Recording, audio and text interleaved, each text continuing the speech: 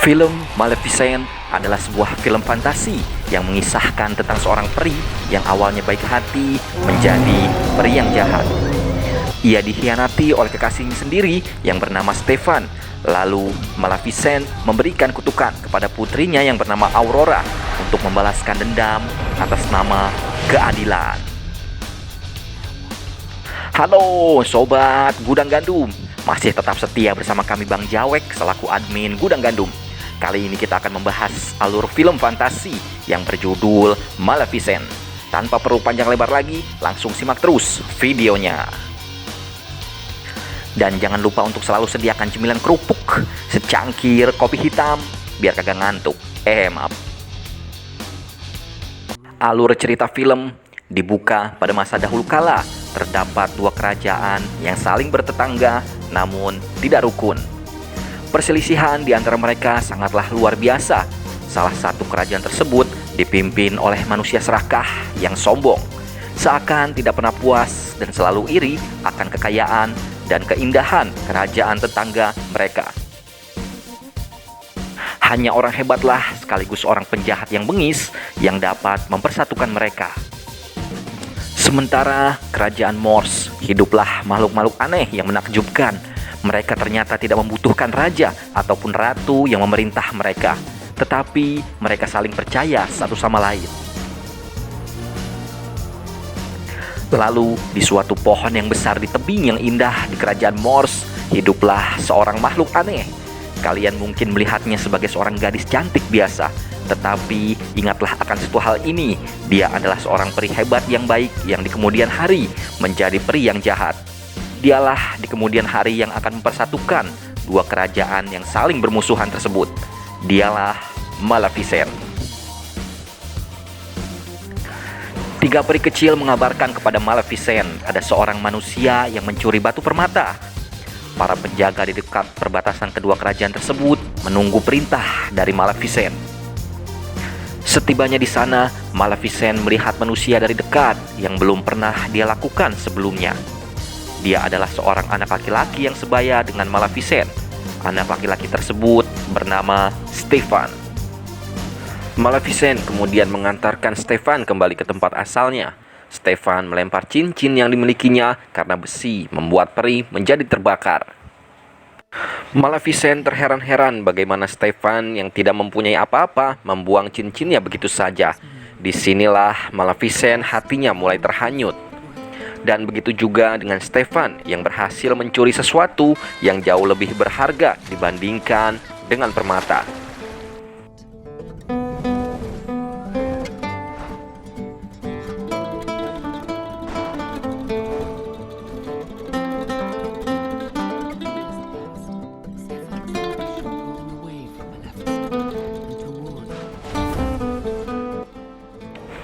Seiring berjalannya waktu, kebencian lama antara manusia dan peri telah terlupakan. Namun pada kenyataannya ternyata tidak demikian. Tahun demi tahun berlalu, Maleficent sering berjalan sendirian dan terkadang ia memikirkan di mana Stefan berada. Karena Maleficent tidak pernah mengerti akan keserakahan, iri dan dengki manusia. Ambisi Stefan menjauhkan dirinya dari Maleficent. Ia tergoda dengan kerajaan manusia.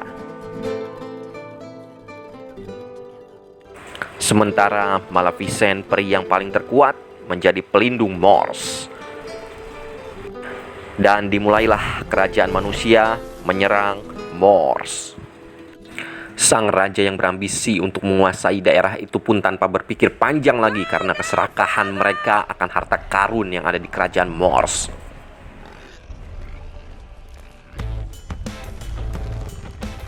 Maleficent yang dibantu oleh penghuni Morse tidak tinggal diam begitu saja. Dengan kekuatan sayap yang ada pada diri Maleficent, pasukan sang raja tidak bisa berbuat apa-apa dan hanya menerima kekalahan.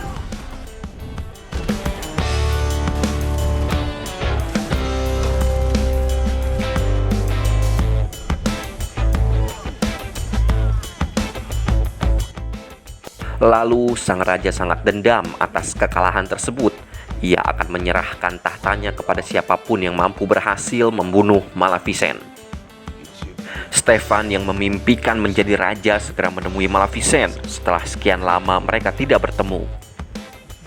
Maleficent yang terlalu percaya kepada Stefan, ia memaafkan kebodohan dan ambisi para manusia tersebut sampai di mana Maleficent terjebak. Stefan memberinya obat tidur kepada Maleficent dan hendak membunuhnya. Namun Stefan yang tidak tega membunuh Maleficent, ia hanya memotong kedua sayapnya dan membawanya ke istana. Stefan pun kemudian bersiap untuk naik tahta. Lalu Maleficent yang melihat kedua sayapnya hilang menjadi sangat dendam terhadap manusia. Ia sangat kecewa terhadap Stefan dan ternyata tidak ada kesetiaan yang abadi di dunia ini. Lalu di suatu hari, Maleficent menyelamatkan burung gagak yang bernama Diaval yang hampir dibunuh oleh manusia. Ia mengubah burung tersebut menjadi manusia dan mengabdi kepada Maleficent sebagai pengganti kedua sayapnya. Diaval mengabarkan kepada Maleficent bahwa Stefan telah menjadi raja dan menikah. Ia lalu dikaruniai seorang bayi perempuan yang bernama Aurora. Dendam Maleficent semakin bertambah dan kebenciannya terhadap manusia seakan tidak bisa dihilangkan. Kemudian Raja Stefan mengadakan pesta besar-besaran untuk putrinya. Rakyat dan para peri pun berduyun-duyun memberikan hadiah kepada Aurora. Maleficent lalu menghadiri acara tersebut meskipun ia tidak diundang. Ia datang untuk memberikan hadiah kutukan kepada Aurora. Raja Stefan kemudian memohon kepada Maleficent. Namun dendam di dalam hatinya sangat besar dan Maleficent berubah menjadi peri yang jahat. Sebelum matahari terbenam di ulang tahun Aurora yang ke-16, jarinya akan tertusuk jarum pemintal benang dan akan tertidur bagaikan mati suri yang tidak akan pernah bangun kembali, dan hanya ciuman sejatilah yang akan mampu membangunkannya. Kemudian Raja Stefan memerintahkan seluruh prajuritnya untuk merampas seluruh alat pemintal benang di kerajaan dan membakarnya di sebuah ruang bawah tanah istana. Lalu Raja Stefan memerintahkan ketiga perinya untuk membawa Aurora ke sebuah tempat terpencil agar terlindung dari jarum pemintal. Mereka kemudian mengurus Aurora selama 16 tahun di sebuah rumah kecil di dalam hutan. Kini Raja Stefan selalu mengurung di dalam istana, sementara ia selalu menyuruh prajuritnya pergi untuk memburu Maleficent. Maleficent pun membentuk tembok pelindung agar Morse tidak dapat disentuh oleh manusia. Seiring berjalannya waktu, Stefan menjadi murka, terus berlarut-larut dalam ketakutan. Prajuritnya kemudian membakar benteng Morse itu namun gagal. Raja Stefan yang terlihat sangat marah itu pun lalu memanggil semua pandai besi yang ada di seluruh negeri. Aurora lalu diurus oleh 3 peri yang berubah menjadi manusia. Para peri itu ternyata tidak terbiasa mengurus manusia. Aurora yang mengejar seekor kupu-kupu hampir saja terjatuh ke jurang. Beruntungnya ia diselamatkan oleh akar pohon. Maleficent selalu mengunjungi rumah terpencil tersebut bersama Diaval dengan niat untuk mengerjai ketiga peri tersebut dan Aurora. Sampai di mana Aurora menjadi besar, ia tumbuh sebagai gadis yang anggun dan cantik seperti yang dikatakan oleh Maleficent sebelumnya. Aurora jauh dari istana megah yang tidak dia ingat sama sekali. Dia menjelajahi dunia di sekitarnya dan penasaran akan apa yang ada di balik tembok berduri yang menakutkan itu. Maleficent membuat Aurora menjadi pingsan. Aurora yang tidak sadarkan diri dan ia dibawa ke dalam kerajaan Morse. Setelah tersadar, Aurora begitu sangat gembira sekali karena banyak makhluk aneh yang belum pernah ia jumpai sebelumnya. Sampai di mana ia akhirnya bertemu dengan Maleficent. Aurora ternyata mengenalinya bahwa Maleficent merupakan ibu peri yang selalu mengawasinya sepanjang hidup Aurora. Dan begitu juga dengan burung gagak yang bernama Diaval, bayangannya selalu mengikuti Aurora kemanapun ia pergi. Aurora lalu bermain-main dengan para makhluk aneh yang merupakan penduduk Morse dan ditemani oleh Maleficent. Sampai terlihat di mana ternyata Maleficent menyayangi Aurora seperti anaknya sendiri dan ia merasa menyesal karena telah memberikan kutukan kepada Aurora.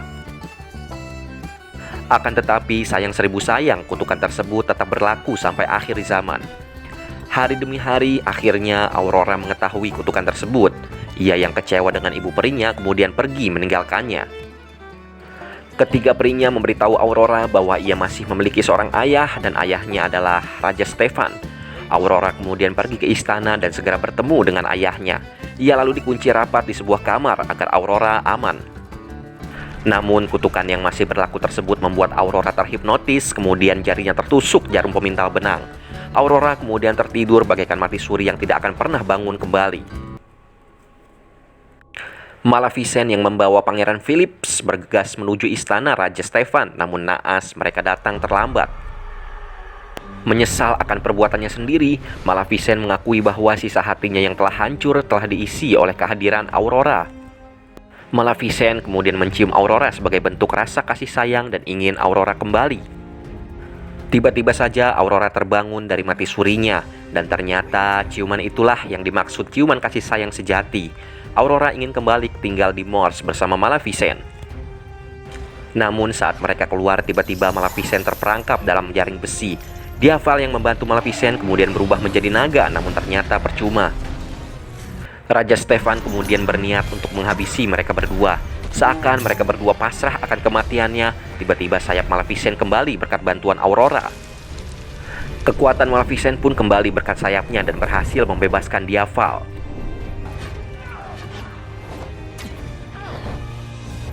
Raja Stefan kemudian dibawa ke menara istana untuk membunuhnya. Tetapi rasa cinta Maleficent terhadap Stefan ternyata masih tersisa. Ia merasa iba terhadap Raja Stefan dan membiarkannya hidup. Maleficent memang masih memiliki hati yang sangat baik, hanya saja kekecewaan dan dendamlah yang merubahnya. Namun hal itu ternyata dimanfaatkan oleh Raja Stefan untuk membunuh Maleficent agar jatuh dari menara istana. Wah, bangsat juga ternyata. Maaf, ceplosan.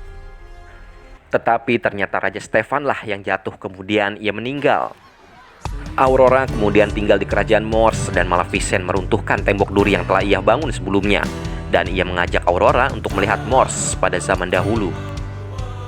Jauh saat Maleficent masih anak-anak, saat hatinya masih suci, dan sekarang hatinya pun kembali bersih. Tetapi bukan hanya itu saja, ternyata dua kerajaan yang saling bermusuhan itu pun telah dipersatukan dan Aurora diangkat menjadi ratunya. Bukankah telah kuceritakan sedari awal seorang peri yang hebat sekaligus jahat mampu mempersatukan kedua kerajaan? Dan aku pun sudah tahu akan hal tersebut karena akulah sang raja tidur.